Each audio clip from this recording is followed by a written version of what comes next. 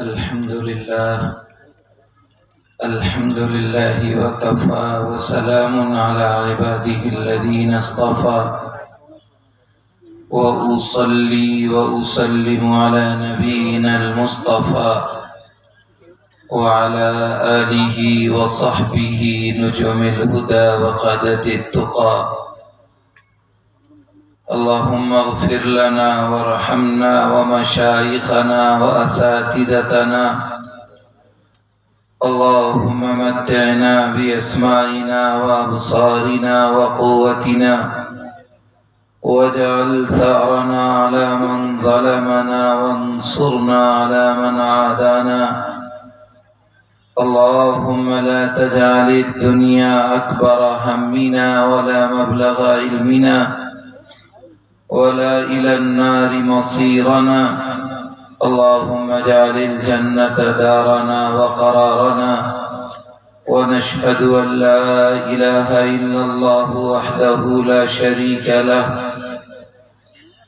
ونشهد أن سيدنا وحبيبنا وسندنا وشفيعنا وإمامنا ومولانا محمدا عبده ورسوله صلى الله تعالى عليه وعلى آله وصحبه وبارك وسلم تسليما كثيرا كثيرا. أما بعد، فأعوذ بالله من الشيطان الرجيم. بسم الله الرحمن الرحيم. وعد الله الذين آمنوا منكم وعملوا الصالحات ليستخلفنهم في الأرض كما استخلف الذين من قبلهم وليمكنن لهم دينهم الذي ارتضى وليبدلنهم من بعد خوفهم أمنا يعبدونني لا يشركون بي شيئا. صدق الله مولانا العظيم. وقال النبي صلى الله عليه وسلم: إن في الجنة غرفا يرى بطونها من ظهورها وظهورها من بطونها. فقام الأعرابي فقال: لمن هي يا رسول الله؟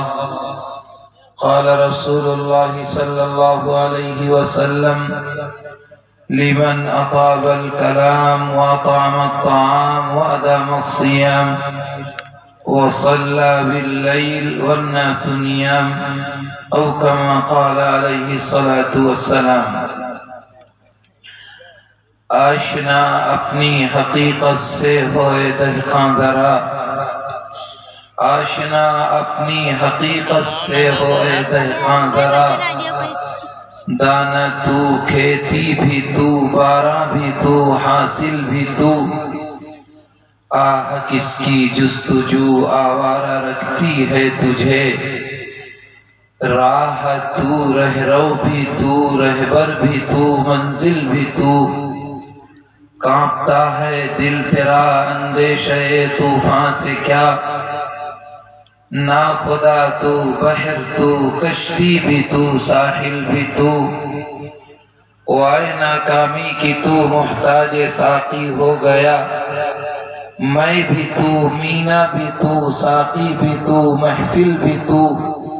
بے خبر تو جوہر آئینہ ایام ہے. بے خبر تو جوہر آئینہ ایام ہے. تو زمانے میں خدا کا آخری پیغام ہے. درود شریف پڑھ لیں. اللہم صلی علی سیدنا مولانا محمد وعلى آل سيدنا مولانا محمد كما باركت وترحمت وتحننت على سيدنا إبراهيم إنك حميد مجيد.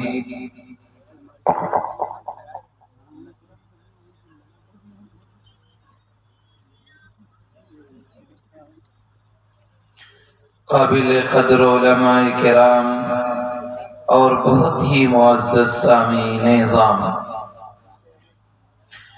اللہ رب العزت والجلال کا لاکھ لاکھ احسان اور اس کا شکر ہے کہ اس نے ہم کو اور آپ کو آج ایسی نسبت پر اکٹھا فرمایا جو دنیا میں سب سے بڑی نسبت ہے، اس سے بڑی نہ کوئی نسبت ہو سکتی ہے اور نہ کوئی امکان ہے۔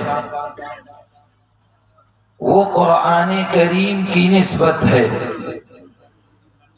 قرآن کریم وہ کتاب ہے کہ جس سے جس چیز کی نسبت جوڑ دو وہ دنیا میں قابل احترام بن جاتی ہے۔ انسان تو انسان ہے، اگر اسے رحل کے ساتھ جوڑ دو، لکڑی کے ساتھ جوڑ دو تو لکڑی قابل احترام، جزدان کے ساتھ جوڑ دو تو جزدان قابل احترام، قرآن کے ساتھ دفتی کو جوڑ دو تو بغیر وضو چھونا ناجائز۔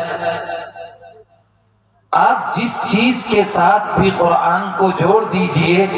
مولانا مشتاق صاحب نے مجھے دوسرا موضوع دیا ہے، کیونکہ دو موضوع ہیں لکھے ہوئے، ایک دستار بندی، شاید حضرت الاستاذ مفتی صاحب نے اس موضوع پر گفتگو تھوڑی سی کی ہے، ہمیں انہوں نے دوسرا موضوع دیا ہے، میں اس موضوع پہ گفتگو کروں گا۔ لیکن یہ قرآن کی نسبت ہے تو جس چیز کے ساتھ قرآن کی نسبت جوڑ دو وہ چیز قابل احترام بن ہی جاتی ہے۔ قرآن کے دونوں طرف لگنے والا دفتی کا وہ ٹکڑا جو بے حیثیت ہے، کوئی حیثیت نہیں، اگر اس میں گتے میں سامان لایا جائے تو جب تک سامان اس گتے میں ہے تب تک وہ قابل احترام ہے، جس دن نکال دو کوڑے دان کے حوالے ہو جاتا ہے۔ لیکن قرآن میں وہی دفتی کا ٹکڑا اگر لگ جائے اور ان اوراق کے ساتھ جڑ جائے جس میں قرآن کی آیتیں لکھی ہوئی ہیں اور مخطوط ہیں، تو اس دن سے علماء یہ قابل احترام مفتیان آپ کو فتویٰ دیں گے کہ بغیر وضو اس دفتی کو بھی چھونا ناجائز ہے۔ اتنا ہی نہیں، مدینے کا نام یثرب ہے، جس دن سے قرآن جڑا اس دن سے مدینۃ المنورہ بن گیا۔ مکہ ہے جو حلائے عرب کا مسکن ہے، لیکن جس دن سے قرآن جڑا مکہ المکرمہ بن گیا۔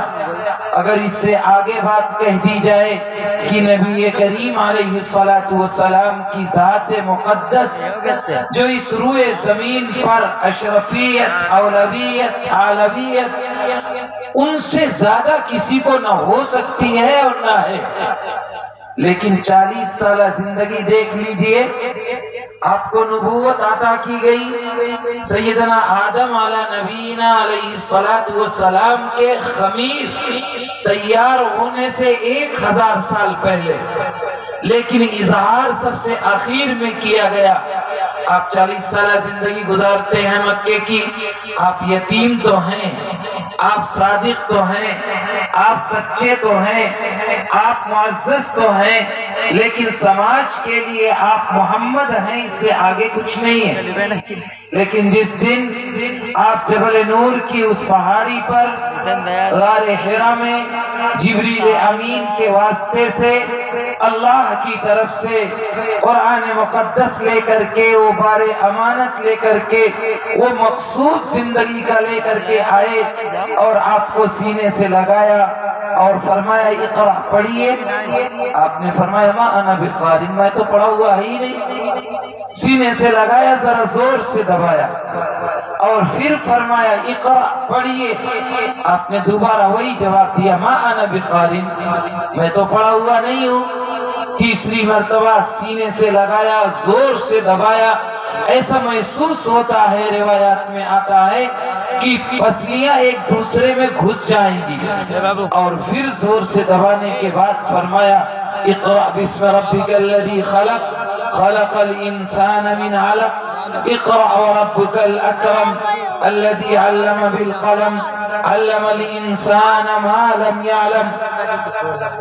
یہ دستور خداوندی کی 5 آیتیں ہیں جو اس روئے زمین پر جبریل امین کے واسطے سے آپ کے قلب اطہر پر اتاری گئی۔ آج تک سماج کے لیے جانا جانے والے محمد آج سماج کے لیے بھی قرآن سے نسبت جڑی، نبوت عطا کی گئی، اللہ کی طرف سے بار امانت ملا، تو آج سے آپ سماج کے لیے بھی محمد الرسول اللہ صلی اللہ علیہ وسلم بن گئے۔ اور آپ آئے اور آپ نے آ کر کے دنیا کا رخ بدل دیا، کائنات کو سبق اور پیغام دے دیا۔ وہی جہلائے عرب جن کی صورتحال یہ ہے کہ وہ زانی بھی ہیں، قاتل بھی ہیں، لٹیرے بھی ہیں، شرابی بھی ہیں، جواری بھی ہیں، ڈاکہ زنی ان کا محبوب مشغلہ ہے، پشتینی دشمنی ان کا اپنا مزاج ہے، معمولی باتوں پہ تلوار کا نکلنا ایسا محسوس ہوتا ہے جیسے بچوں کا کھیل ہے، آخری لفظ میں کہہ دیا جائے تو انسانیت دفن ہو چکی ہے، وہ انسان نام پر جانور بسا کرتے ہیں۔ لیکن آپ آئے اور آپ نے اپنا پیغام حق سنایا، قرآن کی تعلیم دی، اپنا اسوہ دیا، اپنا طریقہ بتایا، اللہ کی طرف سے ملی ہوئی تعلیمات سے روشناس کرایا، تو اللہ کی طرف سے آپ نے ان کو یہ سبق پڑھانے کے بعد اتنے اچھے وہ بن گئے۔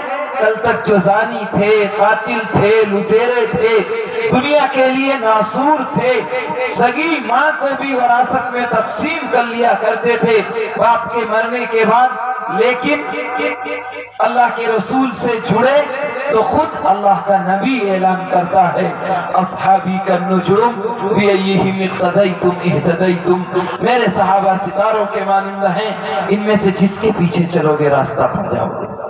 اتنا ہی بس نہیں ہوا، اللہ خود اعلان کرتا ہے کُلًّا وعد اللہ الحسنى، نبی جی انہیں بتائیے ان کے لیے جنت پکی ہو چکی۔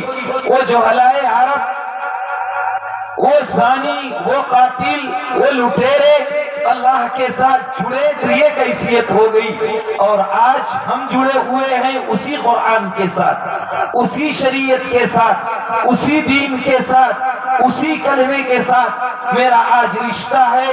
وہی قرآن ہم پڑھتے ہیں اور اسی قرآن کی تعلیمات کے ہم متوالے ہیں، اسلام کے گن گانے والے ہیں، نبی کی غلامی کا دم بھرنے والے ہیں، لیکن آج میری صورتحال یہ ہے کہ دنیا میں سب سے زیادہ ذلیل کوئی ہے تو آج اس روئے زمین پر مسلمان ہیں۔ دنیا میں سب سے گیا گزرا کوئی مذہب ہے تو مذہب اسلام ہے۔ شاید میری بات آپ کو بری لگے، لیکن دنیا کی حقیقت اور دنیا کی نگاہوں میں آپ کی حیثیت اس سے زیادہ نہیں ہے جو میں کہہ رہا ہوں۔ دنیا کی سب سے مقدس اور پوتر کتاب، دنیا کے لیے دستور اور منشور والی کتاب، دنیا کے لیے آئیڈیل والی کتاب، اسوہ بنانے والی کتاب، زندگی کو شاہراہ دینے والی کتاب، اس انسان کو انسانیت کا پیغام سکھانے والی کتاب آج دنیا میں سب سے کئی گزری کتاب ہے۔ ایک معمولی آدمی جو سماج کے لیے کیا محلے کے لیے بھی کوئی حیثیت نہ رکھتا ہو، آپ کے ملک میں کھڑا ہوتا ہے اور کہتا ہے قرآن کی ان آیتوں کو نکال دیا جائے۔ آپ ذرا تصور کریے، وہ کتاب جو اللہ نے براہ راست اپنی ذات سے نکال کر کے دنیا کی رہنمائی کے لیے بھیجا تھا، آج اسی اللہ کا پیدا کردہ ایک معمولی گندے پانی کا بنا ہوا انسان وہ بھی اللہ کے کلام پر اعتراض کرتے ہوئے ذرہ برابر نہیں جھجکتا ہے۔ کیوں؟ اس لیے کہ وہ میرے اور آپ کے قانون اور میرے اور آپ کے طور طریقے، میرے اور آپ کے جینے اور رہنے کا رہن سہن کا، میرے معاشرے کا دستور دیکھتا ہے تو جانتا ہے کہ یہ کتاب گئی گزری کتاب ہے، یہ قرآن گیا گزرا قرآن ہے، یہ مسلمان اس روئے زمین پر صرف دنیا میں دوسروں کو ستانے کے لیے آیا ہے، دوسروں کو مارنے کے لیے آیا ہے، اس دنیا میں خرافات کرنے کے لیے آیا ہے، اس کے علاوہ اس کا کوئی مشغلہ نہیں۔ یہ میں اپنی طرف سے نہیں کہہ رہا ہوں، یہ پوری دنیا کا آپ کے لیے سروے ہے، آپ کے لیے پیغام ہے کہ ہم نے اپنے اخلاق سے، اپنے کردار سے، اپنے طور طریقے سے، اپنے رہن سہن سے، اپنے سماج، معاشرے اور تہذیب سے دنیا کو یہ بتا دیا ہے کہ نہ میرا کوئی رول ماڈل ہے، نہ میرا کوئی اسوہ ہے، نہ میرا کوئی نمونہ ہے۔ میں ہر مسلمان اپنے طور پر زندگی گزارنے اور اپنے طور پر جینے کے لیے ایک پلاننگ کر رہا ہے، اس کے لیے اللہ کا رسول کوئی حیثیت نہیں رکھتا۔ آج مسلمان یہ سمجھتا ہے، اور خصوصاً نوجوان، میری نگاہ میں شاید نوجوان زیادہ ہیں، اگر یہ کہوں کہ ہمارا اور آپ کا آئیڈیل اللہ کے رسول کی ذات ہے، میرے لیے لا اور قانون قرآن کریم کی کتاب ہے، تو میرا ایک نوجوان گاؤں کا یا سمجھ کا یا شہر کا یہ نہیں بتا سکتا کہ میرے نبی کا آئیڈیل کیا تھا، آپ کیوں آئے تھے، آپ کا بنیادی مشن کیا تھا، آپ کیوں دنیا میں بھیجے گئے تھے۔ اس کا آئیڈیل، اس کا نمونہ، اس کا اسوہ یا تو کوئی کرکٹر ہے، یا کوئی ایکٹر ہے، یا کوئی منافق ہے، یا کوئی فاسق ہے، یا کوئی فاجر ہے، یہ ہر مسلمان کا آئیڈیل ہے، اور نوجوان اسی روش پر چل رہا ہے، اس سے آگے ایک انچ بھی پیچھے ہٹنے کے لیے تیار نہیں ہے۔ اور اگر گھر کی بات کر لیں، بہن بیٹیوں کی کر لیں، معلوم ہوا عورتیں اور ماں بہنیں بہت ہیں، تو ان کے لیے آئیڈیل سب سے بڑا بے پردگی ہے، غیبت ہے، بہتان ہے، قرآن سے دوری ہے، شریعت سے ناواقفیت ہے، یہ عورتوں کا بنیادی مشن ہے۔ شاید عورتیں یہ سن کر کے غلط تصور لے جائیں، لیکن آپ اپنے بچوں کی تربیت کرتی ہیں، تو آپ ذرا بتائیے، ایک چھوٹی سی بچی آپ کے گھر میں جنت بن کر کے آتی ہے، بچیاں جنت ہیں آپ کے لیے، لیکن چھوٹی سی بچی آئی، 1 سال 2 سال 3 سال 4 سال 5 سال، آپ مارکیٹ سے وہ لباس خرید کے لاتے ہیں، یا مائیں بہنیں لاتی ہیں جس سے بچپن سے اس بچی کی ٹانگیں کھلی ہوئی ہو، بازو کھلے ہوئے ہو، جسم کا بیشتر حصہ کھلا ہوا ہو، ایسی مارکیٹ سے کپڑے کی شاپنگ کر کے اس بچے کی تربیت شروع ہوتی ہے۔ جو بچی آج ماں کی گود سے پہلا سبق پڑھ رہی ہے، 6 سال 7 سال 8 سال 10 سال 12 سال 14 سال 12 سال 13 سال تک تو اس کو گھر میں وہی لباس پہنایا جاتا ہے، نہ ماں کو جو دیکھتی ہے، نہ باپ کو یہ تصور ہوتا ہے کہ یہ کہہ دیا جائے کہ بیٹی یہ کون سا لباس تو پہنتی ہے، اور اپنی بیوی سے کہہ دے یہ مارکیٹ سے کون سا لباس تو لے کر کے آتی ہے، جو اس معصوم کو ننگا بنانے کا سبق آج سے پڑھا رہی ہے۔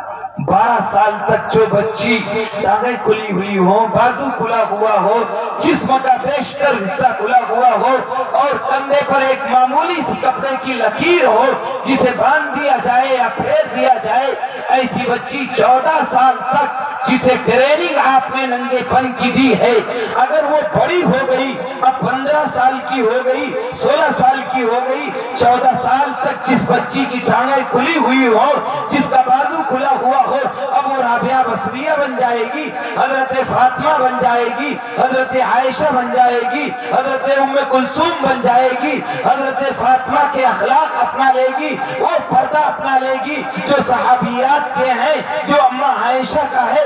آپ ذرا تصور کریے کہ آپ 14 سال تک ننگے پن کی تبلیغ کر رہے ہیں، ٹریننگ دے رہے ہیں، اور اگر کوئی کہہ دے تو بڑا صاف باپ بھی کہہ دیتا ہے، اور بیٹی و ماں بھی کہہ دیتی ہے کہ ابھی تو بچی ہے، ابھی تو چھوٹی ہے، ابھی اس کی ضرورت نہیں ہے۔ ہم حضرت جی ہیں، مفتی صاحب ہیں، عالم صاحب ہیں، ہم حضرت جی ہیں، ہم تبلیغی ہیں، ہم جماعتی ہیں، ہم دنیا کے دیندار کہلانے والے ہیں، لیکن نہ پوتی پر نگاہ ہے، نہ پوتے پر نگاہ ہے، نہ بیٹے پر نگاہ ہے، نہ بیٹی پر نگاہ ہے۔ ہمارا چلہ لگ گیا، ہم مدرسے میں بڑے استاد ہو گئے، ہم دیندار ہو گئے، ٹھیکہ دین کا میرے نام پر ہے، لیکن میرے گھر میں بے پردگی کا جنازہ نکل رہا ہے، ہمیں ایک مرتبہ بھی ہوش نہیں آتا۔ اور اگر یہ کہہ دیا جائے کہ قرآن سے آپ کا رشتہ کتنا ہے، آپ کتنا جڑے ہوئے ہیں، ان حفاظ جو آج اس مجلس کے دولہ ہیں، ان کو ہٹا دیجئے، ان علماء کو ہٹا دیجئے، آئے ہوئے تشریف لائے قراء کرام کو ہٹا دیجئے۔ باقی مجمع میں اگر میں کہوں کہ اس پورے مجمع میں اس پارٹی کو علماء حفاظ قراء کو ہٹا کر کے کیا 10 آدمی کھڑے ہو کر کے یہ کہہ سکتے ہیں کہ مجھے قرآن کی 114 سورتیں نہیں 110 سورتیں نہیں 110 سورتیں 14 سورتیں صرف چھوٹی چھوٹی 10 سورتیں صحیح یاد ہیں؟ ایک سورت نہیں صرف 10 سورتیں کی ضرورت پڑے تو نماز پڑھا لے، ضرورت پڑے تو تلفظ سے پڑھ لے، ضرورت پڑے تو کہیں سنا سکے۔ اس سماج کا 10 سورتیں 98% طبقے کو یاد نہیں ہے۔ 98% مدرسے میں آنے والے 2% ہوتے ہیں، ان میں سے حافظ عالم جو بنتے ہیں وہ 1%، 5%، 1.5% کے اندر ہوتے ہیں۔ جس سماج کا یہ حال ہو، جس معاشرے کا یہ حال ہو کہ اس کا قرآن سے اتنا مضبوط رشتہ ہے کہ اس قوم کا 99% مسلمان قرآن پڑھا ہوا نہیں، 10 سورتیں یاد کیے ہوئے نہیں ہے، تو آپ ذرا تصور کریے اس قوم کی ترقی اور اس قوم کی تنزلی کا کیا معیار ہوگا۔ یہی قرآن کل قیامت کے دن جیسے ان حفاظ کو جنت میں لے جائے گا، یہ 10 ایسے لوگوں کو جنت میں لے جائیں گے جن پر جہنم واجب ہو چکی ہے۔ آپ نے کتنی مرتبہ سنا ہوگا۔ ایسے ہی اللہ اس کے برخلاف قرآن کو قوت گویائی عطا فرمائے گا، بولنے کی سخت عطا فرمائے گا۔ اللہ کے سامنے قرآن کھڑا ہوگا اور کھڑے ہونے کے بعد اللہ سے کہے گا اے اللہ مجھے انصاف چاہیے، ان لوگوں نے میرا حق ادا نہیں کیا ہے۔ حدیث پاک میں آتا ہے جس دن قرآن کسی انسان کے خلاف کھڑا ہو جائے گا اسے نہ کسی نبی کی سفارش کام آئے گی نہ کسی ولی کی سفارش کام آئے گی۔ قیامت کے دن جس کے خلاف قرآن کھڑا ہو گیا وہ ذلیل اور رسوا ہو کر کے دوزخ ہی میں ڈالا جائے گا، اس کے علاوہ اس کا کوئی دوسرا راستہ نہیں ہوگا۔ گھر والوں سے کہہ دو کہ بھائی صاحب پڑھ لیجئے، قرآن کیوں نہیں پڑھتے؟ تو عجیب جواب دیتا ہے میں تو بوڑھا ہو گیا، اب تو قبر میں جانے کا وقت آ گیا، اب تو زبان نہیں ٹوٹتی، اب تو منہ میں دانت نہیں رہے۔ یہ بڑے بوڑھوں کا جواب ہے۔ نوجوانوں سے کہہ دو کہ بھائی صاحب قرآن تو پڑھ لیجئے، ابھی تو وقت ہے، یہ علماء یہ حفاظ موجود ہیں اور ان کی ضرورت ہے، یہ آپ کو قرآن پڑھا سکتے ہیں۔ تو کہتا اب تو زندگی گزر گئی، رکاوٹیں پیدا ہو جاتی ہیں۔ بڑے بوڑھوں سے اگر کہہ دو کہ تمہیں جائیداد بناتے ہوئے شرم نہیں آتی، تمہیں گھر بناتے ہوئے نیا شرم نہیں آتی، بلڈنگ تیار کرتے ہوئے شرم نہیں آتی، نئی جائیداد خریدتے ہوئے شرم نہیں آتی، دیگر غلط کام کرتے ہوئے دنیا کے شرم نہیں آتی، اور قرآن پڑھتے ہوئے شرم آتی ہے، شیطان کتنا کامیاب ہے اپنے مشن میں اور آپ کو قرآن سے دور کرنے میں۔ جو قبر میں روشنی دے گا، جو قیامت کے دن آپ کو عزت دے گا، جو نامہ اعمال دائیں ہاتھ میں دے گا، جو پل صراط پر گزرنا آسان کرے گا، جو جنت میں داخلے کو آسان بنائے گا، جو دروازے پر سفارشی ہوگا، اس کو پڑھتے ہوئے آپ کو شرم آتی ہے بڑھاپے میں۔ عجیب بات ہے۔ یہ علماء یہ حفاظ جو آج آپ کے ملک میں نصیب ہیں، خدا کا شکر مناؤ، اگر یہ نہ ہوتے تو تمہیں جنازہ پڑھانے والا نہ ملتا۔ یہ مدارس یہ مکاتب ایسے ہی نہیں قائم ہیں، ان کی بڑی وجوہات ہے۔ مغلیہ سلطنت کا سورج غروب ہو رہا تھا، حالات ناگفتہ تھے، ایک نئی حکومت کا سورج طلوع ہو رہا تھا، انگریز کا تسلط ہو چکا تھا، اور تسلط کے بعد سب سے بڑا مشن انگریز کا یہ تھا کہ اس ملک میں جہاں میری نسلیں پلی بڑی ہیں، جہاں دین کی حفاظت ہوئی ہے، اس نے بڑے بڑے مبلغ بنانے کے اور اپنے ملک سے بڑے بڑے پادری بلائے، اور انہوں نے اپنا مشن شروع کیا کہ اس ملک کے مسلمانوں کو جہاں تمہاری 800 سال حکومت رہی ہے، ان مسلمانوں کے بچوں کو عیسائی بنانے کی پلان پلاننگ کی جائے، انہیں فری میں تعلیم دی جائے، انہیں فری میں کھانا دیا جائے، انہیں فری میں وظیفہ دیا جائے، اور ان کے بچوں کی نسلوں کو تباہ و برباد کرنے کی پلاننگ مبلغ اور پادریوں کے ذریعے کی جائے، اس وقت اللہ ان کی قبروں کو ہمارے اکابر کے نور سے بھر دے، حضرت ناناتوی کو کروٹ کروٹ چین نصیب فرمائے،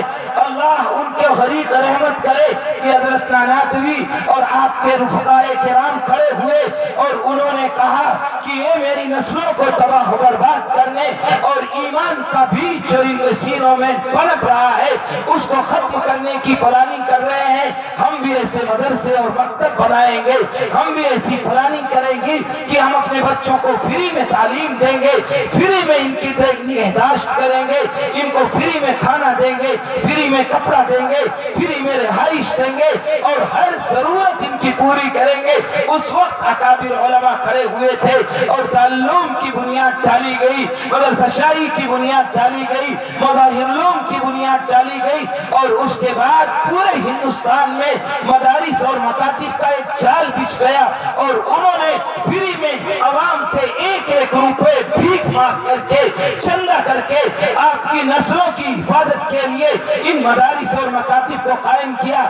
آپ جنہیں فضول سمجھتے ہیں یہ علماء آگے رسید لے کر بھیک مانگنے آگئے، اپنا چندہ بنانے آگئے، شرم نہیں آتی، غیرت مر چکی ہے، یہ بھی کاروبار کر سکتے ہیں، یہ بھی دکان چلا سکتے ہیں، یہ بھی بڑی بڑی فیکٹریوں کے مالک بن سکتے ہیں، لیکن انہوں نے اس کو ترجیح دی ہے کہ اگر یہ نسلیں دہریہ ہو گئی، جنازہ پڑھانے والا نہ رہا تو اللہ ان علماء سے پوچھے گا ہم نے تمہیں دینی تعلیم سکھائی تھی، ہم نے تمہیں قرآن کی تعلیم دی تھی، تو نے نسلوں کی حفاظت نہیں کی۔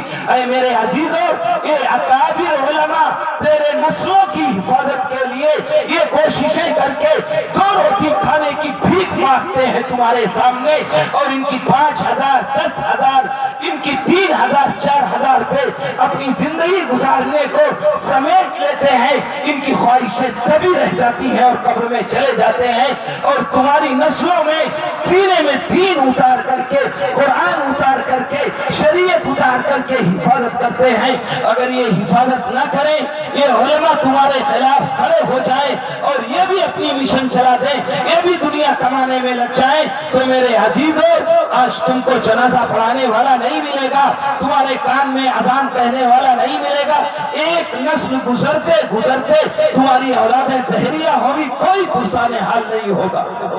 یہ حق ہے اور سچ ہے، اور جن ملکوں میں یہ مدارس اور مکاتب قائم نہیں ہیں، یہ علماء نہیں ہیں، ان کی صورتحال یہی ہے، بلکہ اس سے بدتر ہے۔ میں آپ کو ایک واقعہ چھوٹا سا سناؤں۔ نیوزی لینڈ دنیا کا سب سے ترقی یافتہ ملک ہے۔ ترقی یافتہ اس لیے کہہ رہا ہوں، بڑی لمبی ایک سروے ہوا تھا جس میں آیا تھا کہ دنیا میں سب سے اچھا مذہب کون ہے، تو سروے میں نتیجہ آپ بھی کہہ دیں گے، ہم بھی کہہ دیں اسلام ہے۔ دوسرا سروے تھا، دنیا کی 10 ٹاپ یونیورسٹیوں نے یہ سروے کیا تھا کہ دوسرے نمبر پر مذہب اسلام سب سے اچھا مذہب ہے، تو کیا تھیوری کے اعتبار سے، قانون کے اعتبار سے کہیں دنیا میں اسلام نافذ بھی ہے؟ کہیں دنیا میں اس کے قوانین پائے جاتے ہیں؟ قوانین کا مطلب یہ نہیں عبادات، اللہ کے رسول پر ایمان لانا، اللہ پر ایمان لانا، نماز روزہ حج زکات نہیں، یہ تو 25% ہیں۔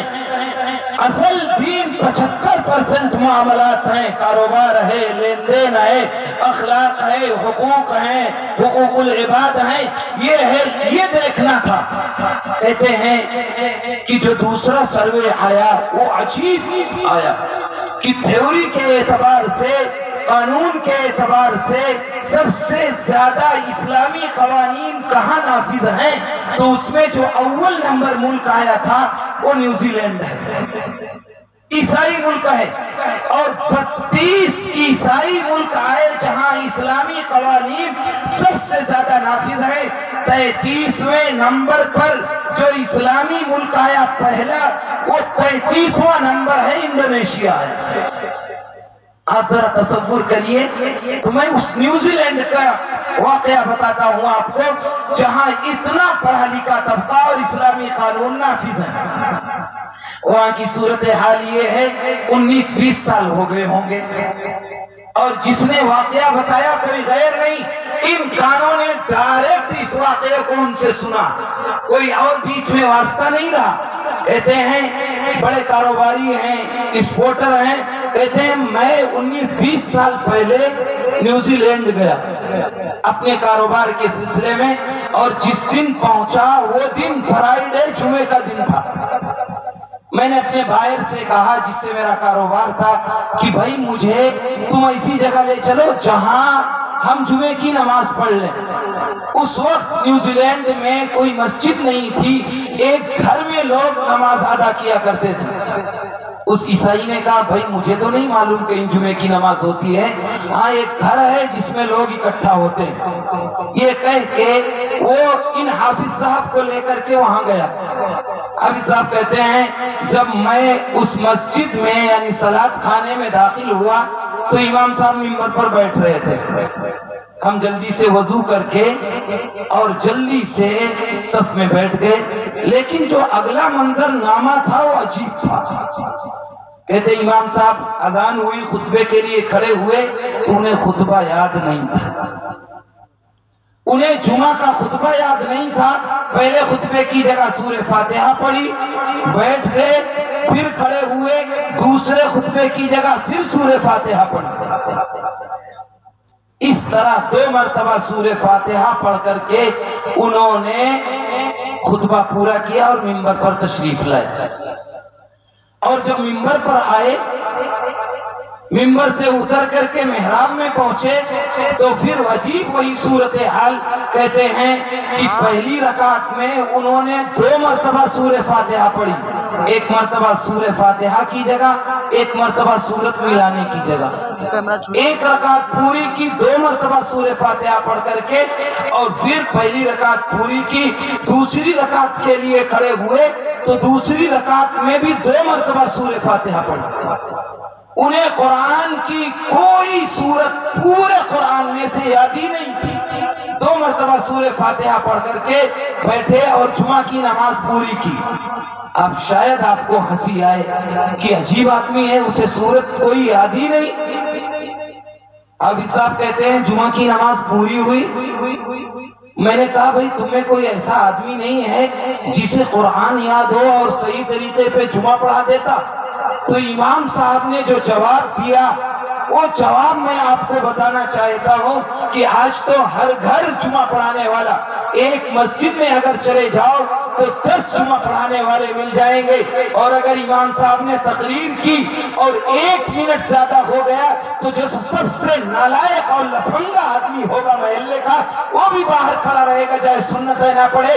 امام صاحب باہر نکلیں گے تو کہے گا امام صاحب 1 منٹ زیادہ، 1 منٹ میں تیری نانی مر رہی تھی، دین کی بات بتا رہا تھا، امام بات پوری نہیں ہوئی تھی. لیکن جو سب سے نیچ ہوگا محلے کا وہی امام صاحب کو ٹوکے گا کہ 1 منٹ زائد ہو گئے، آج تاخیر ہو گئی، ذرا آئندہ خیال رکھیے گا. گویا ایمان نہیں سرخرید غلام ہے ہمارا. تبھی تو میرے ساتھ اللہ کی طرف سے یہ قہر، یہ عذاب، یہ مصیبت ہر طرف سے آ رہی. جس کا محلے میں کوئی حیثیت نہ ہو، جسے بیوی بھی روز ڈانٹتی ہوگی، وہ بھی اگر کسی کو ڈانٹنا ہے تو امام اور مؤذن کو منتخب کرتا ہے، اس سے سوال کرتا ہے. یہ اماموں کے ساتھ میرا رویہ ہے جو قرآن بھی پڑھاتے ہیں، شریعت بھی سکھاتے ہیں، جمعے کے دن دین کی باتیں بھی بتاتے ہیں. اور قوم اتنی ناہنجار ہو چکی ہے، اتنی نالائق ہو چکی ہے کہ اسے آدھا گھنٹہ دین کی بات سننے کے لیے بھی وقت نہیں ہے. یہ کیفیت ہے آج میرے اس سماج کی، جو اپنے کو سب سے مہذب، عزت دار سمجھتا ہے. حافظ صاحب کہتے ہیں میں نے ان سے پوچھا کہ ہاں بھائی تمہیں یاد نہیں ہے قرآن؟ صحیح طریقے سے کوئی جمعہ پڑھا دیتا. تو انہوں نے عجیب جواب دیا. کہنے لگے خدا کی قسم پورے نیوزی لینڈ میں اس سے زیادہ کسی کو قرآن یاد نہیں ہے. پورے نیوزی لینڈ میں اس سے زیادہ کسی کو قرآن یاد نہیں ہے. یہ جملہ یہ بتاتا ہے کہ وہاں یہ اکابر یہ علماء نہیں کھڑے ہوئے، انہوں نے مدرسہ اور مکتب نہیں قائم کیا، تو وہاں پڑھا لکھا ہونے کے باوجود، ترقی یافتہ ہونے کے باوجود، دنیا کے لیے نمونہ بننے کے باوجود انہیں سورہ فاتحہ سے زیادہ قرآن یاد نہیں۔ پھر انہی امام صاحب نے کہا، حافظ صاحب کہتے ہیں جنہوں نے بتایا مجھے، کہتے ہیں کہ انہوں نے مجھ سے کہا آپ جمعہ کی نماز پڑھا دیجئے، دوبارہ ہم لوگ پڑھ لیں گے۔ تو میں نے جیسے جمعہ پڑھا جاتا ہے جیسے ہم آپ پڑھتے ہیں انہوں نے پڑھا دیا۔ جمعہ کی نماز جب پڑھا دیا صحیح طریقے سے، خطبے کی جگہ خطبہ، فاتحہ کی جگہ فاتحہ، سورت کی جگہ سورت، تو کہتے ہیں سلام پھیرنے کے بعد سنتوں کی تکمیل تک سارے نمازی ایک بھی اٹھ کے نہیں گیا، اور سب نے لائن میں لگ کر کے مجھ سے مصافحہ کیا۔ اور پھر انہوں نے عجیب بات کہی، کہنے لگے خدا کی قسم زندگی میں پہلی مرتبہ ایسا جمعہ نصیب ہوا، زندگی میں پہلی مرتبہ ایسا جمعہ نصیب ہوا ہے۔ یہ ان کے جملے تھے جو ہم سب کو یہ سبق پڑھاتے ہیں کہ اگر یہ علماء نہ ہوتے تو میرا اور آپ کا بھی حشر یہی ہوتا، ہم اور آپ بھی اسی گھاٹ پر کھڑے ہوتے جن کی ناقدری کرتے کرتے تم قبر میں چلے جاتے ہو۔ گاؤں میں 2 پیسے کا آدمی بھی حافظ جی کو، عالم صاحب کو، قاری صاحب کو ڈانٹ دیتا ہے اور سمجھتا ہے کہ میں بڑا عزت دار ہو گیا۔ اللہ کے رسول نے فرمایا حامل القرآن حامل رایت الاسلام فمن اکرمہ اکرم اللہ۔ یہ عالم قرآن، حامل قرآن، حافظ قرآن، یہ قرآن والے، یہ اسلام کے جھنڈے کو بلند کرنے والے ہیں۔ فمن اکرمہ اکرم اللہ، جس نے ان کا اعزاز کیا، ان کا اکرام کیا، ان کا احترام کیا، اس نے اللہ کا اعزاز کیا، اللہ کا اکرام کیا، اللہ کا احترام کیا۔ ومن اہانہ فعلیہ لعنت اللہ، جس نے ان کی توہین کی، ان کی شان میں گستاخی کی اور برے بھلے الفاظ کہے، فعلیہ لعنت اللہ، اس پر اللہ کی لعنت ہو، اللہ کا غضب ہو، اللہ کی پکڑ ہو۔ یہ اللہ کا رسول فرماتا ہے۔ آگے کہتا ہے اشراف امتی حملۃ القرآن۔ تم پوچھتے ہو میری قوم کا، میرے سماج کا عزت دار کون ہے؟ تو اللہ کے رسول نے فرمایا اشراف امتی، میری امت کے معزز، میری امت کے عزت دار، میری امت کے سب سے اونچے لوگ حملۃ القرآن، یہ قرآن والے ہیں، یہ حدیث والے ہیں، یہ عالم قرآن، حامل قرآن اور حافظ قرآن ہیں۔ یہ نبی کریم علیہ السلام نے ان کے بارے میں فرمایا تم انہیں فضول سمجھتے ہو، کل قیامت کا دن ہوگا، قرآن جیسے مخالف میں کھڑا ہوگا ایسے ان کی موافقت میں بھی کھڑا ہوگا، اور کھڑے ہو کر کے اللہ کے سامنے کہے گا یا ربی زدہ، اے میرے رب ان حافظ قرآن اور عالم قرآن کے اعزاز اور اکرام کو ذرا سا بڑھا دیجئے، ان کا اعزاز بڑھا دیجئے، ان کا اکرام بڑھا دیجئے۔ تو اللہ کی طرف سے اعلان ہوگا یلبس تاج الکرامہ، انہیں اعزاز اور اکرام کا تاج پہنا دیا جائے۔ ابھی تاج پہنا کے فرصت ملی، ان قوم کے نہیں سامنے، ان 1000 2000 کے سامنے نہیں، میدان محشر ہوگا، لوگ حالات سے ناگفتہ بے ہوں گے، ہر شخص اپنے اعمال میں پریشان ہوگا۔ اس وقت یہ تاج قرآن اللہ سے سفارش کر کے پہنائے گا۔ اسی پر بس نہیں ہوگا، پھر اعلان کرے گا یا ربی زدہ، اے میرے رب ذرا اضافہ کر دیجئے، اور یلبس لباس الکرامہ، اب اعزاز اور اکرام کا لباس پہنایا جائے گا۔ ابھی بس نہیں ہوگا، پھر اللہ کے سامنے کھڑا ہو کر قرآن کہے گا یا ربی زدہ ارضا، اے میرے رب ان کی شان میں اور اضافہ کر دیجئے۔ آپ اپنی رضا اور رضوان کا، آپ اپنی خوشنودی کا ان لوگوں کے سامنے اس حافظ قرآن کے لیے اعلان کر دیجئے۔ فیرضا عنہ، تو اللہ اپنی رضامندی ان حفاظ علماء کے لیے اعلان کرے گا، اور اعلان کرنے کے بعد پھر اللہ خوش ہو کر کہے گا اقرأ ورقہ، تو قرآن پڑھتا جا اور جنت کی سیڑھیوں پر چڑھتا جا۔ فیزاد بکل آیت حسنہ، اور ہر آیت کے بدلے ایک ایک درجے کا اضافہ ہوتا جائے گا، اور اس طرح اس کے اعزاز اور اکرام میں اضافہ کیا جائے گا جن کی تم زندگی بھر توہین کرتے ہو۔ میرے عزیزوں، آج ضرورت ہے قرآن سے جڑنے کی، نبی کریم علیہ السلام کے اسوے کو اپنانے کی۔ آپ قرآن نہیں پڑھیں گے، آپ قرآن سے نہیں جڑیں گے، آپ حدیث سے نہیں جڑیں گے، آپ کے حالات ایسے ہی رہیں گے۔ اللہ آپ کا محتاج نہیں ہے، اللہ آپ کا محتاج نہیں ہے، اللہ آپ کا محتاج نہیں ہے۔ اللہ نے اعلان کیا ہے، ان علماء سے پوچھئے گا میرے جانے کے بعد، اللہ نے مسلمانوں کی حفاظت کی ذمہ داری کہیں نہیں لی، کوئی دکھا نہیں سکتا کہ اللہ نے اسلام مسلمانوں کی حفاظت کی ذمہ داری لی ہو۔ اللہ نے یہ کہا ہے اِنَّا نَحْنُ نَزَّلْنَا الذِّكْرَ وَإِنَّا لَهُ لَحَافِظُونَ، جب تک تم قرآن کے محافظ رہو گے اللہ تمہاری حفاظت کرتا رہے گا۔ جب تم قرآن چھوڑ دو گے جیسے ہم نے اور آپ نے چھوڑ دیا ہے تو اللہ ہم سب کو رسوا اور ذلیل کر کے بدل دے گا، دوسری قوم پیدا کرے گا جو میری اور آپ کی طرح نافرمان نہیں ہے۔ میں نہیں کہہ رہا، قرآن کہتا ہے وَإِن تَتَوَلَّوْا يَسْتَبْدِلْ قَوْمًا غَيْرَكُمْ ثُمَّ لَا يَكُونُوا أَمْثَالَكُمْ۔ اے لوگوں اپنی روش بدلو، اپنے طریقے بدلو، اپنا سماج بدلو، اپنی تہذیب بدلو، اپنا کلچر بدلو، ورنہ وہ دن دور نہیں ہے جب ہم تم سب کو بدل دیں گے اور ایسی قوم پیدا کریں گے جو میری اور آپ کی طرح نافرمان نہیں ہے۔ یہ قرآن کہہ رہا ہے اور اللہ نے دکھا دیا ہے۔ بغداد کی تاریخ اٹھا کر دیکھ لینا کہ مسلمانوں کے خون سے دریائے دجلہ کا پانی 1 مہینے سے آ رہا ہے۔ وہ بغداد ہے جہاں علم کی شعائیں پھوٹتی تھی، جہاں مدارس اور مکاتب کا جال بچھا ہوا تھا، لیکن ناگفتہ بے حالات کی وجہ سے انہوں نے قرآن چھوڑا تو اللہ نے تاتاریوں کو مسلط کیا۔ انہوں نے اس طرح ذبح کیا ہے جس کی تاریخ نہیں ملتی ہے، لیکن اللہ نے انہی تاتاریوں کے ذریعے قرآن کی حفاظت کروائی اور پھر ایک دن وہی کھڑے ہوئے اور قرآن کے محافظ بن گئے۔ علامہ اقبال نے عجیب کہا تھا، ہے آیا یورشے تاتار کے فسانے سے، پاسباں مل گئے کعبے کو صنم خانے سے۔ ابھی روس کا زمانہ بہت لمبا نہیں گزرا ہے ٹوٹنے کا، 100 سال کمیونسٹوں کی حکومت رہی ہے اور اس 100 سال میں اللہ کی طرف سے مسلمانوں پر یہ قہر تھا کہ وہ 100 سال تک قرآن تو پڑھنے کی دور کی بات ہے قرآن دیکھنا نصیب نہیں ہوا۔ 2 نسلیں گزر گئی، قرآن دیکھنا نصیب نہیں ہوا۔ جانتے ہو کون سا علاقہ ہے جہاں امام بخاری پیدا ہوئے، بخاری شریف لکھی گئی، امام ترمذی پیدا ہوئے، ترمذی شریف لکھی گئی، علامہ مرغینانی پیدا ہوئے، ہدایہ جیسی معتبر کتاب لکھی گئی، لیکن امام بخاری کا پیدا ہونا، امام ترمذی کا پیدا ہونا، علامہ مرغینانی کا ہدایہ لکھنا کوئی کام نہیں آیا۔ جب قرآن قوم نے چھوڑ دیا، سماج نے چھوڑ دیا، معاشرے نے چھوڑ دیا تو اللہ نے ان تاتون کو، روسیوں کو مسلط کر کے 100 سال سبق سکھایا ہے۔ ابھی برما کے حالات تمہارے سامنے ہیں، کیا تم بھی سوچ رہے ہو جب ہمیں گھروں سے نکال دیا جائے گا تب قرآن پڑھ کر کے اللہ کی طرف رجوع کروں گا؟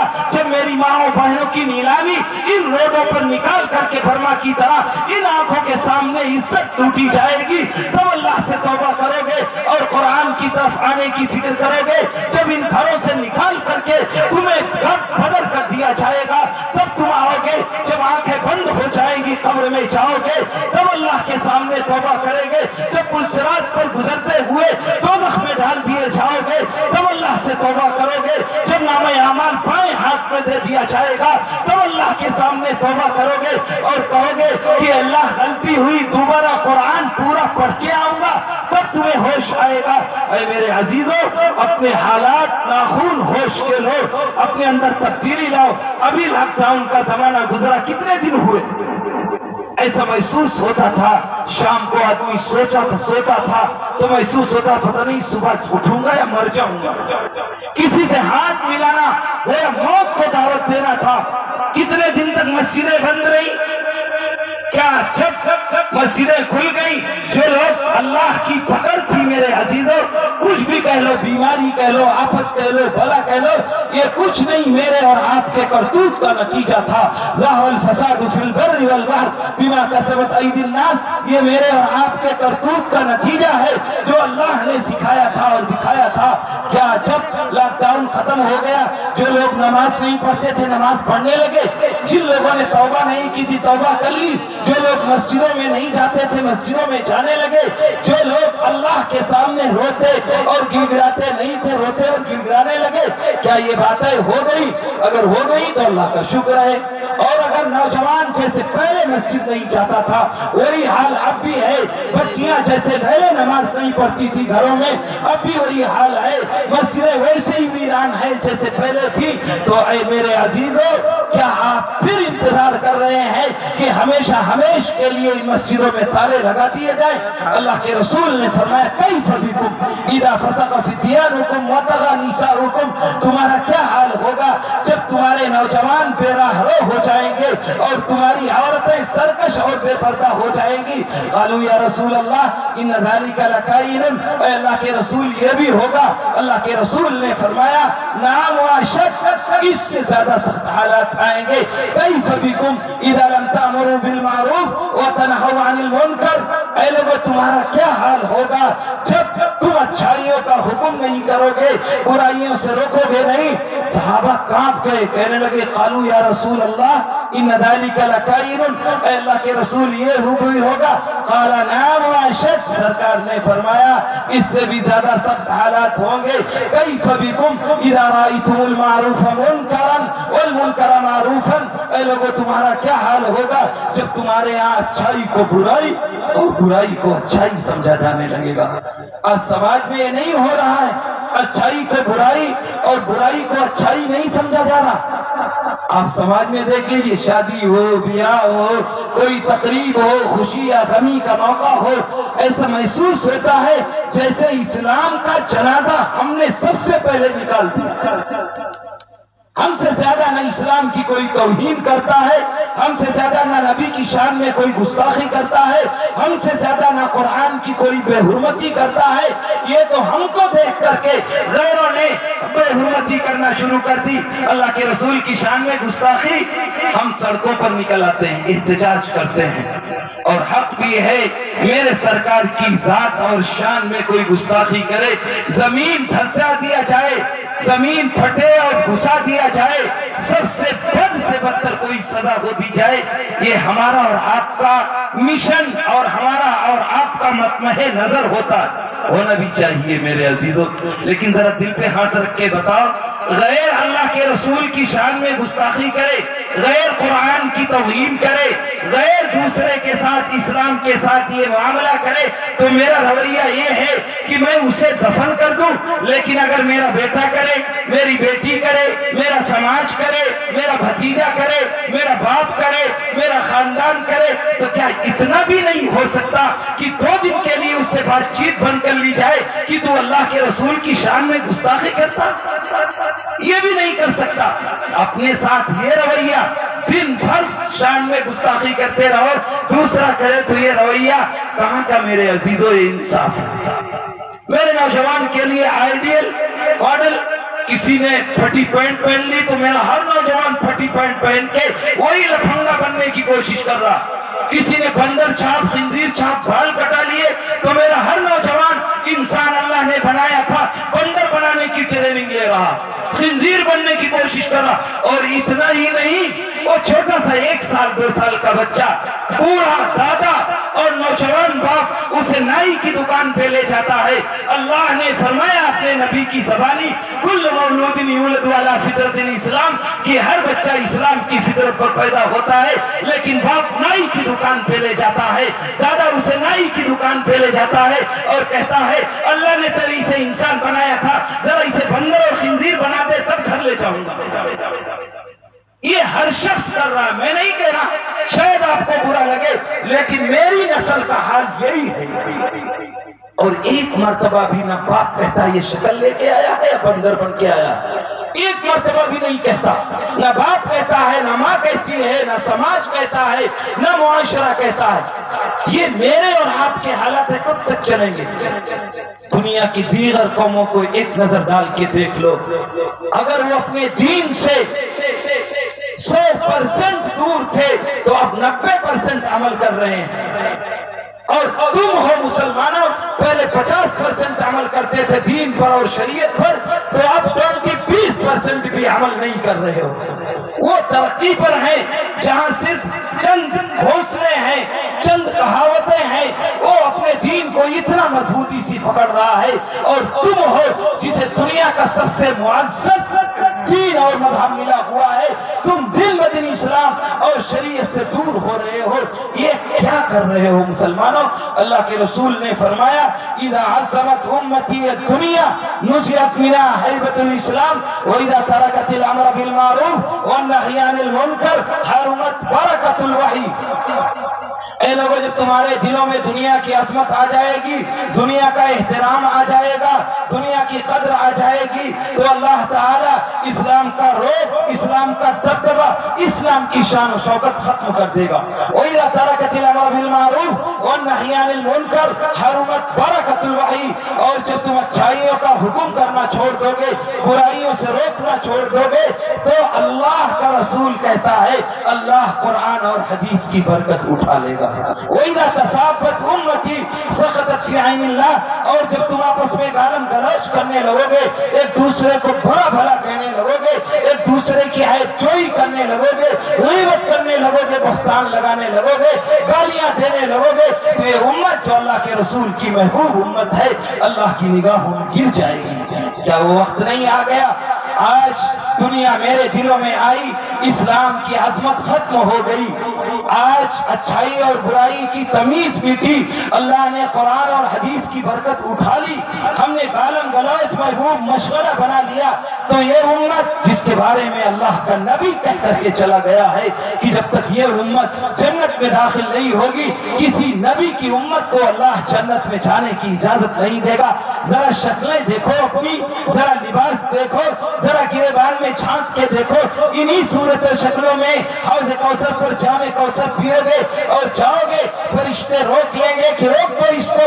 اللہ کا رسول کہے گا یہ میرے امتی ہیں، آپ کیا کر رہے ہیں؟ تو کیا جواب دیں گے فرشتے؟ اللہ کے رسول یہ وہ ہیں جو تیری توہین کیا کرتے تھے، تیری شان میں گستاخی کیا کرتے تھے، اسلام کا مذاق گھروں میں اڑایا کرتے تھے۔ اللہ کا رسول کہے گا سحقن سحقن، انہیں بھگا دو بھگا دو۔ دنیا تو گئی تھی مسلمانوں، آخرت بھی چلی جائے گی، جو کچھ ہے کتنے عزت دار ہو دنیا میں چلی جائے گی۔ دوسری روایت میں اللہ کا رسول فرماتا ہے اذا ذهب الصدق ورفعت الامانه واستخف في الصلاه وظهر اللواطه والزنا وتشبه الرجال بالنساء فلينتظروا امر الله يا عباد الله۔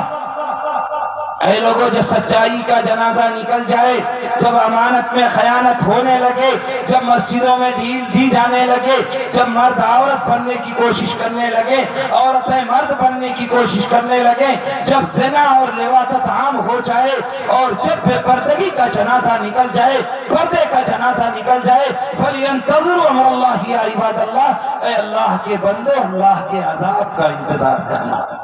کیا سچائی کا جنازہ نہیں نکل گیا ہے؟ کیا امانت میں خیانت نہیں ہو رہی ہے؟ کیا مسجدوں میں ڈھیل نہیں دی جا رہی ہے؟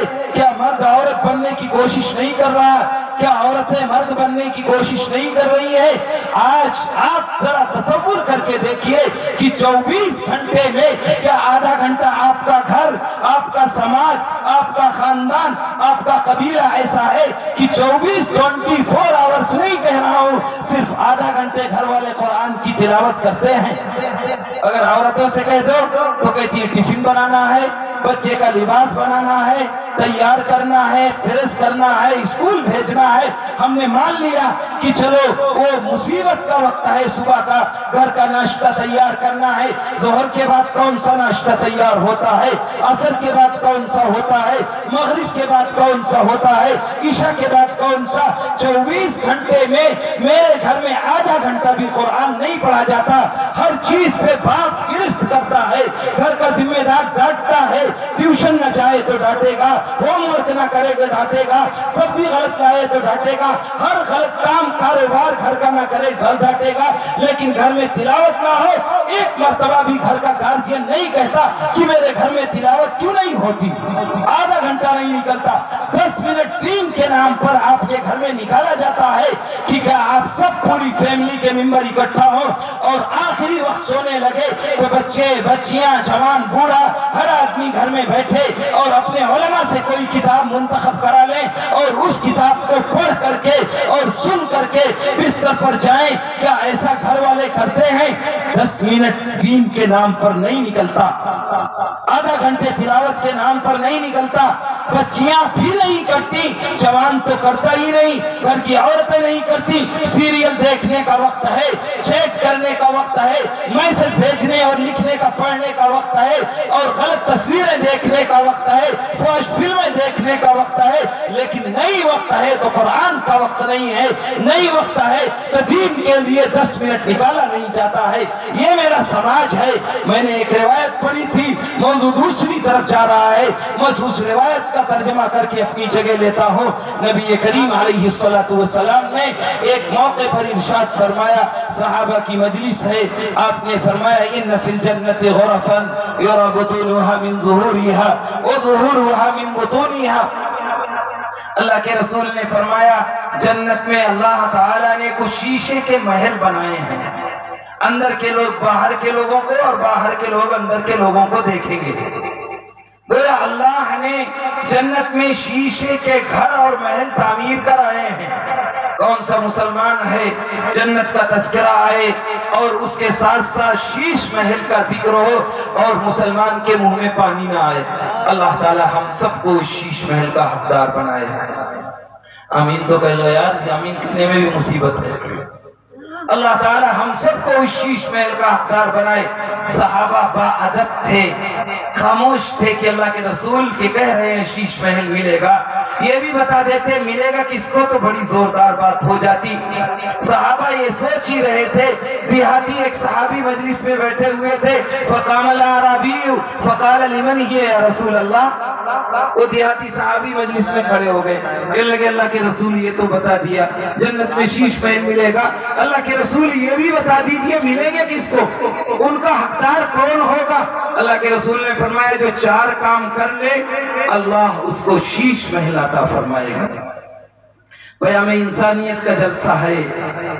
इस ताल्लुक से रिवायत मैंने पढ़ी थी, अल्लाह के रसूल ने फरमाया लिमन अताबल कलाम, ऐ लोगों जन्नत में शीश महल का हकदार वो शख्स होगा जो अपने बोल अच्छे कर ले, बोले तो सच बोले, बोले तो मीठे बोल बोले, बोले तो अखलाक से बोले, ऐसा बोले कि दोबारा आदमी तमन्ना जाहिर करे काश इससे मुलाकात होती, दोबारा हम मिलते और हम इससे बातचीत करते, इतना भला आदमी है, कभी किसी की खिलाफ वर्जी न करे, किसी की गीबत न करे, किसी की बहतान न लगाए।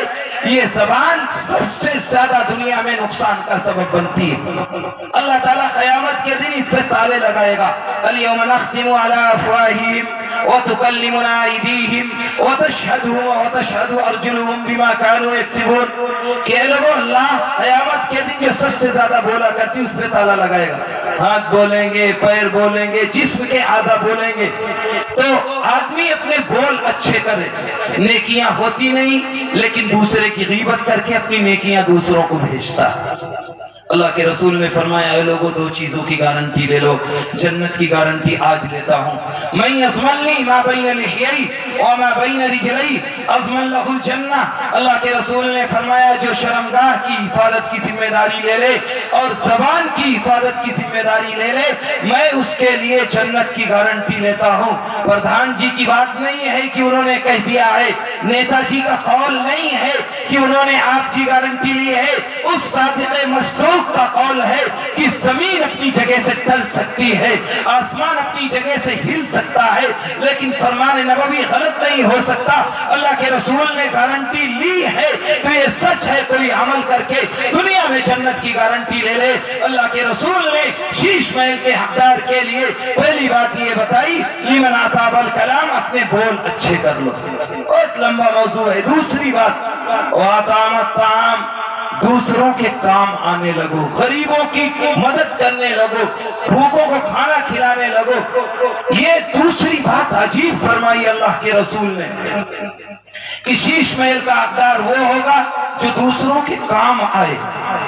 آپ نے شادیوں میں بہت لفافے دیے ہوں گے، اور زیادہ نام کمانے کے لیے پیسے لکھوائے ہوں گے، لیکن میرے عزیزوں، کیا آپ کا غریب پڑوسی بیمار ہوا، کبھی ہاسپٹلائز ہوا، ہاسپٹل میں ایڈمٹ ہوا، کبھی آپ اس سے ملنے گئے؟ یقیناً آپ فروٹس لے جاتے ہوں گے، کھانے پینے کی چیزیں لے جاتے ہوں گے، اس کی تسلی کے کلمات کہتے ہوں گے۔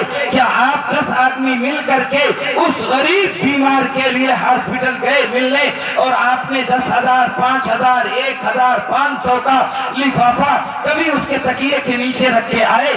کبھی آپ نے تسلی دی کہ آپ بیمار ہیں، آپ صحیح ہو جائیں، پیسے کی فکر نہ کریں، اللہ نے مجھے بہت دیا ہے، میں آپ کی مدد کروں گا؟ کرکٹ کے نام پر، گناہ کے نام پر 50,000 دے دیتا ہے مالدار، لیکن پڑوسی بیمار ہو تو کبھی 500 اس کی جیب سے نہیں نکلتا ہے۔ اگر 10 آدمی مل کر کے، 15 آدمی مل کر کے 500 روپے جمع کر کے، میرے عزیزوں، اس غریب پڑوسی جو ہاسپٹلائز ہے، آپ اس کے پاس جا کر کے تکیے کے نیچے 500 روپے، 1000 10,000 5,000 15,000 رکھ کر کے آئے، خدا کی قسم غریب آدمی اس لیے نہیں مرتا کہ اسے بیماری لاحق ہے، اس ڈر سے مر جاتا ہے کہ میں اگر اچھا بھی ہو گیا تو ہاسپٹل کا بل کیسے پے کروں گا، کیسے ادا کروں گا؟ اگر آپ اس کا یہ مسئلہ حل کر دے، خدا کی قسم اگر زندگی بھر غلامی نہ کرے تو نام بدل دوں گا۔ کر کے تو دیکھو کتنا بڑا کام ہے۔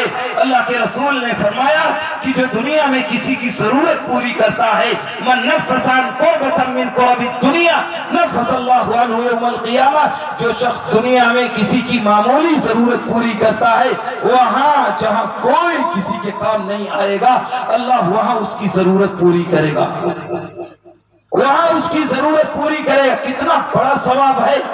وَأَطْعَمَ الطَّعَامَ، کھانا کھلانا۔ حضرت عبداللہ ابن عباس کا واقعہ آتا ہے، اللہ کے نبی کے چچا زاد بھائی ہیں، بڑے قریبی ہیں، اللہ کے رسول نے بڑی دعاؤں سے نوازا ہے، مفسر قرآن ہیں، قرآن فہمی کی اللہ نے انہیں سبق پڑھایا ہے، عجیب آدمی ہیں، عجیب حالات ہیں ان کے۔ کہتے ہیں وہ مسجد نبوی میں معتکف ہیں، مسجد نبوی کا اعتکاف، جہاں کی ایک نماز 50,000 نمازوں کے برابر، جہاں کے ایک دن کا اعتکاف 50,000 دنوں کے اعتکاف کے برابر۔ اور ایک دن کے اعتکاف کا ثواب جانتے ہو؟ یہ ہے کہ اللہ اس کے اور معتکف کے درمیان اور جہنم کے درمیان 3 اتنی بڑی کھائیاں کھود دیتا ہے جو اس زمین آسمان کے فاصلے بھی کئی گنا بڑی ہوتی ہیں۔ اتنا دور گویا دوزخ سے اس اعتکاف کرنے والے کو کر دیتا ہے۔ حضرت عبداللہ ابن عباس مسجد نبوی میں معتکف ہیں، ایک اداس آدمی مسجد نبوی میں داخل ہوا اور اس نے داخل ہو کر کے کونے میں بیٹھ گیا۔ عبداللہ ابن عباس نے بلایا کہ یہاں آنا، اداس کیوں بیٹھے ہو؟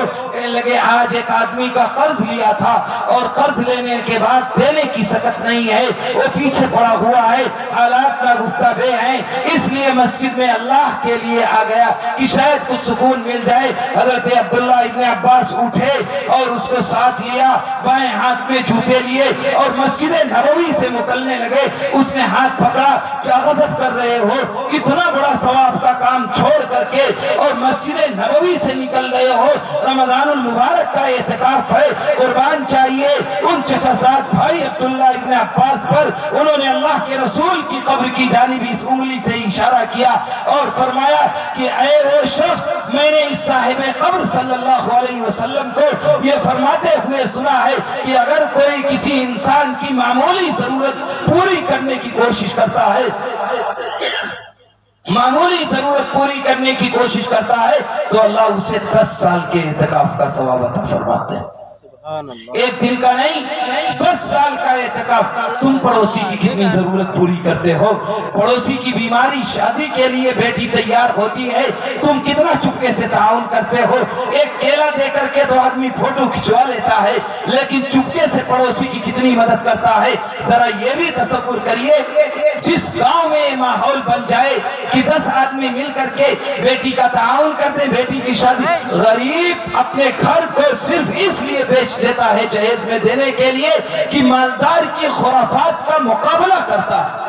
اگر مالدار پیچھے ہٹ جائے اور شادی میں پیسے نہ دے، جہیز نہ دے، تو یقیناً ان غریبوں کی بیٹیاں بھی عزت کے ساتھ رخصت ہو جائیں گی، انہیں اپنا گھر، اپنی جائیداد نہ بیچنی پڑے، لیکن مالدار کو دیکھ کر کے کہ میری بیٹی کو رسوا ہونا پڑے گا، تانے دینے پڑیں گے، اس لیے وہ اس دنیا میں سب کچھ بیچ کر کے عزت کمانے کے لیے اپنی بیٹی کو رخصت کرتا ہے۔ ایک بہت بڑا شاعر گزرا ہے، میر علی میر، مغلیہ سلطنت کے زمانے میں اس نے بیٹی کو بہت جہیز دیا، لیکن بیٹی اس بیماری میں مر گئی تو اس نے عجیب جملہ کہا، ان کے مطالبات پورے نہیں ہوئے، بہت افسوس کے ساتھ اس نے خط لکھا، کاش میں نے جہیز کے ساتھ اپنی بیٹی کو کفن بھی دے دیا ہوتا تاکہ ان منحوسوں کا احسان کفن کی شکل میں تو نہ لینا پڑتا۔ میرے عزیزوں، کب تک یہ چلتا رہے گا؟ وَطَعَمَ الطَّعَامَ، جنت میں شیش محل کا حقدار وہ ہوگا جو دوسروں کے کام آنا سیکھے۔ کل جنتی جنت میں، دوزخی دوزخ میں، تو دوزخی اور جنتی آپس میں سوال کریں گے۔ جنتی دوزخی سے کہے گا کہ یار میرا تیرا دوستانہ تھا، ہم دونوں ساتھ رہا کرتے تھے، زندگی ساتھ گزارا کرتے تھے، تجھے دوزخ میں اللہ نے کیوں ڈال دیا اور مجھے جنت میں ڈال دیا؟ تو دوزخی جنتی سوال کریں گے تو دوزخی جواب دیں گے، ما سلککم فی سقر، کس چیز نے تجھے دوزخ میں ڈالا؟ کیا جواب دیں گے؟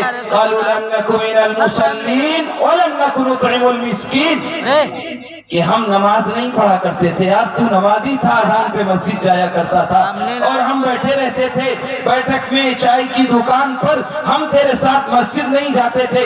وَلَمْ نَكُ نُطْعِمُ الْمِسْكِينَ، تو غریبوں کی مدد کرتا تھا، ان کے کام آتا تھا، اور میں ان کے کام نہیں آتا تھا، اس لیے تمہیں جنت میں ڈال دیا گیا اور ہمیں دوزخ میں ڈال دیا گیا۔ کتنی بنیادی وجہ ہے دوزخ میں ڈالنے کی، یہ کبھی ہم نے سوچا؟ وَطَعَمَ الطَّعَامَ، دوسرا کام، جنت میں شیش محل کا حقدار ہونے کے لیے دوسروں کے کام آنا سیکھو۔ نمبر 3، وَعَدَامَ الصِّيَامِ، نفلی روزے کا بھی اہتمام کرو۔ فرض روزے تو فرض ہی ہیں، وہ تو رکھنا فرض ہے، لیکن آپ نفلی روزے بھی رکھا کریے، اللہ تمہیں دنیا میں بھی مالدار بنائے گا، آخرت میں بھی عزت دار بنائے گا۔ عربوں کو دیکھو جسے اللہ نے توفیق دی ہو جانے کی، حرم مکی میں اور مسجد نبوی میں نفلی روزے پیر اور جمعرات کو لوگ ایسا رکھتے ہیں کہ اگر اجنبی آدمی پہلی مرتبہ پہنچ جائے تو اسے محسوس ہوتا ہے، ایسا لگتا ہے کہ گویا میں رمضان میں مسجد نبوی میں بیٹھا ہوں۔ اتنا بڑے دسترخوان لگتے ہیں، میں نہیں سمجھتا کہ دسیوں ہزار لوگ پیر اور جمعرات کا روزہ رکھتے، پوری مسجد نبوی کھل رہتی ہے روزے داروں سے، اور اللہ نے کتنی دولت سے نوازا ہے۔ سوچ سکتے ہیں آپ، وہ کھاتے ہیں جو ان آنکھوں نے زندگی بھر دیکھا نہیں ہوگا، ایسے گھر میں رہتے ہیں کہ آپ اسے جنت تصور کر لیں، صرف اس لیے کہ اللہ نے ان وجوہات میں سے ایک وجہ یہ بھی ہے کہ وہ نفلی روزوں کا اہتمام کرتے ہیں۔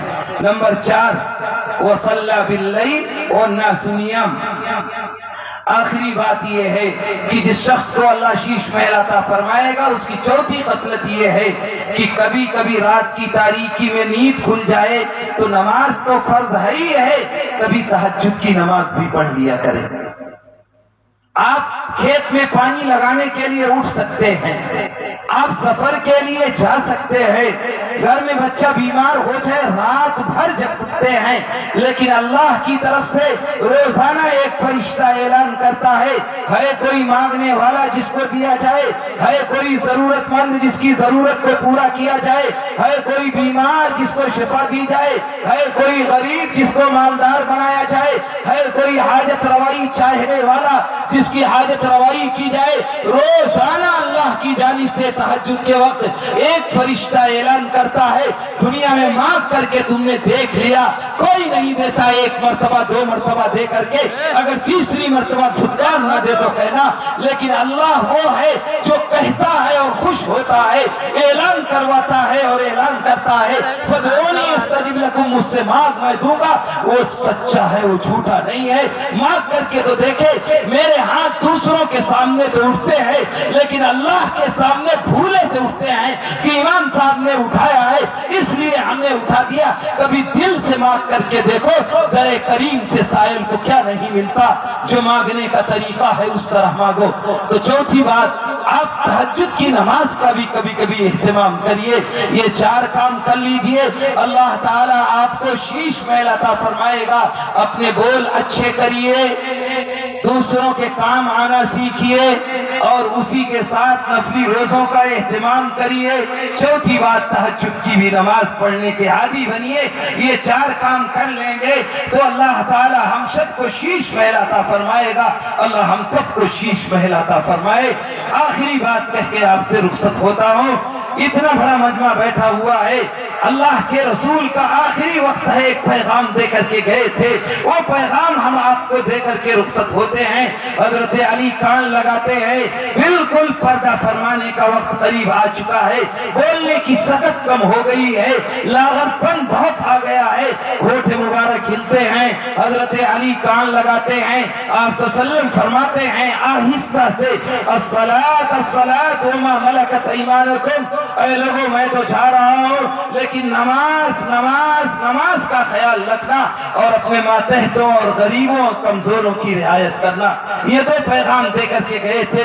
ہم بھی آپ سے 2 باتوں کا اس رات کی تاریکی میں آسمان کے تلے صرف رضا کے لیے اللہ کے بیٹھے ہیں، اور دنیا کا کوئی مقصد آپ کا اور نہیں ہے، صرف اسی لیے آئے ہیں۔ آج اس اجلاس میں، تاریخی اجلاس میں یہ عہد کر کے اٹھیے کہ اب تک جو چھٹی، میری ماں بہنیں بھی سن رہی ہیں اور آپ حضرات بھی سن رہے ہیں، اب تک جو نمازیں چھوٹی، اب تک جو کوتاہی ہوئی، لیکن اب انشاءاللہ نماز پڑھنے کی کوشش کریں گے۔ اگر کبھی چھوٹ جائے، سو جاؤ تو جب اٹھو پڑھ لو، قضا ہو جائے جب گھر آؤ پڑھ لو، کہیں چلے جاؤ بھول چوک ہو جائے جب توفیق ملے پڑھ لو، لیکن پڑھنے کی عادت ڈالو، دھیرے دھیرے نماز کے عادی بن جاؤ گے۔ ہر شخص ہاتھ اٹھا کے وعدہ کرے کہ اب تک جو چھوٹی ہے یقیناً چھوٹ گئی، لیکن اب کبھی نماز نہیں چھوڑیں گے۔ ہاں بھائی پڑھیں گے انشاءاللہ کہیں، عورتیں بھی انشاءاللہ کہیں، بھائی پڑھیں گے انشاءاللہ، بھائی انشاءاللہ کہیں۔ اور دوسرا کام، اب تک دوسروں اور پڑوسیوں کو ستا کر دیکھ لیا میرے عزیزوں، اب کچھ دن ہمدردی، محبت اور پیار بانٹ کے دیکھ لو، اپنے ماتحتوں کی رعایت کرنا، اپنے غریبوں کے کام آنا سیکھ لو، جو کچھ طاقت ہو۔ میں نہیں کہتا تم لٹا دو اپنا، 2 روپے کی طاقت ہے 2 روپے کی مدد کرو، 1 روپے کی طاقت ہے 1 روپے کی، نئی طاقت ہے آج کسی غریب کو ادھر سے ادھر لے جانا ہے، اسے پہنچا دو، کسی کا تعاون کر دو۔ خدا کی قسم اگر یہ صفت اپنا لو تو یہ قوم جو دوسری ہے ہماری دشمن ہے، یہ تو پتھر کو پوجتی ہے، آپ کو نہیں پوجے گی، آپ کو بھی پوجے گی، لیکن شرط یہ ہے کہ ایک پتھر کی بھی تقدیر بدل سکتی ہے، شرط یہ ہے کہ قرینے سے تراشا جائے۔ پتھر بھی بت بن جاتا ہے، ترس اخلاق تو بڑھاؤ۔ کتنے واقعات میں آپ کو سنا سکتا ہوں ابھی یہی کہ ایک اخلاق کی بنیاد پر مسلمان دوسری برادری باضابطہ اسلام میں داخل ہو گئی۔